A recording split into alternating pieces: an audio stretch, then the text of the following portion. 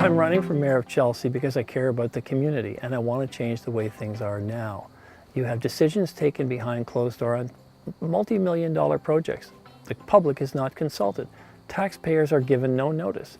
Our debt is at $40 million. We have some of the highest property taxes per household in the entire province. And you have a clear pattern of chaotic project management. I mean, they literally don't know what they're doing in a lot of cases. My background, I have the experience, I have the judgment, and I have the confidence that I can work with people to bring people into the decision-making process.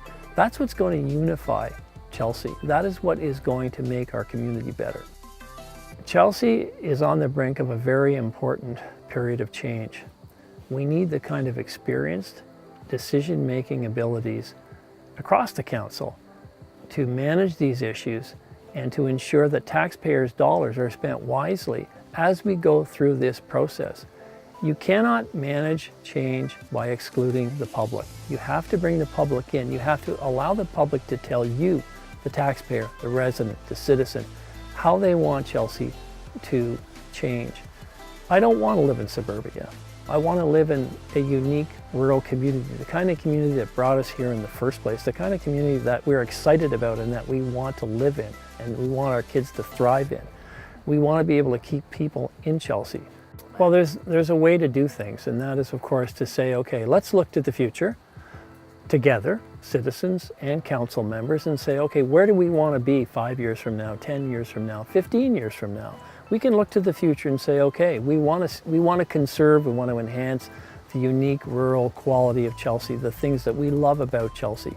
We can look to the future. We can agree on the goals that we want to pursue for the future. And what's most important, we can agree on the kind of tax money that we want to spend to achieve that future.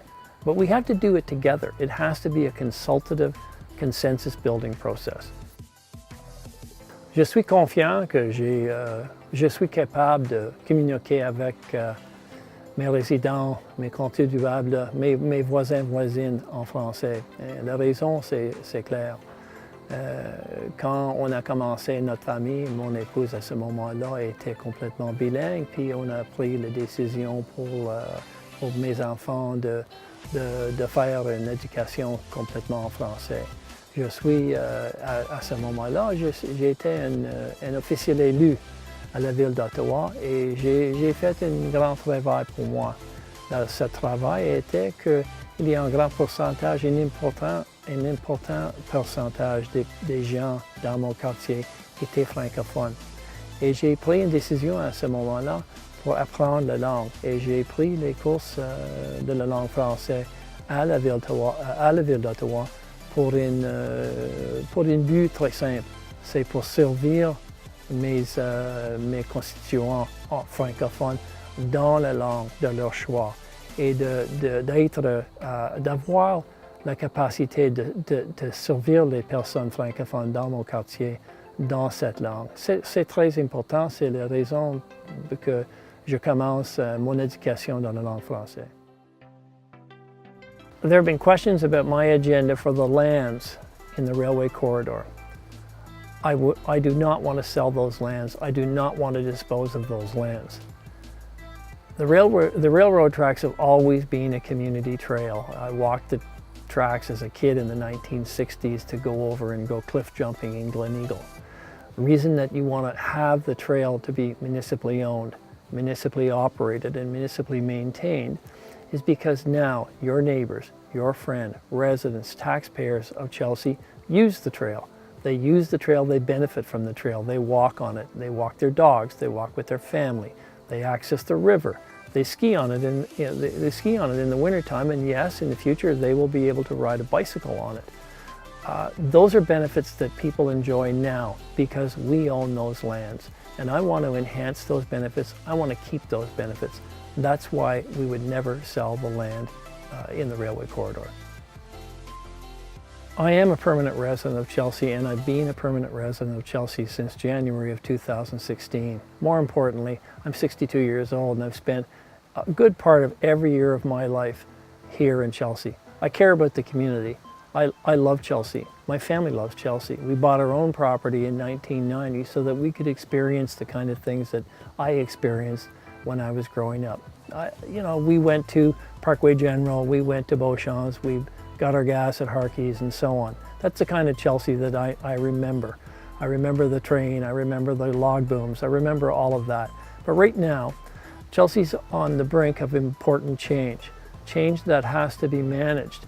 Change that needs the kind of experience that I can bring as the mayor of Chelsea, the kind of judgment, a belief in consulting with the community and bringing people inside the council chamber to make those decisions together. That's the kind of vision that I have for Chelsea. We have so much here. We have a great, unique, rural quality of life. We have to work towards enhancing that, we have to work towards conserving that, and we have to work towards making it better for everybody in Chelsea. It's really a very, very simple question. Like, think about it. $40 million in debt. We're certainly going to have a higher level of debt in 2018, 2019. There's only like 3,500 properties that are taxed, and 90% of all the taxes that are paid in Chelsea are paid by individual property owners, by homeowners. I mean, the first thing you got to do is say, that's a problem. There is a risk there to people in a number of different ways.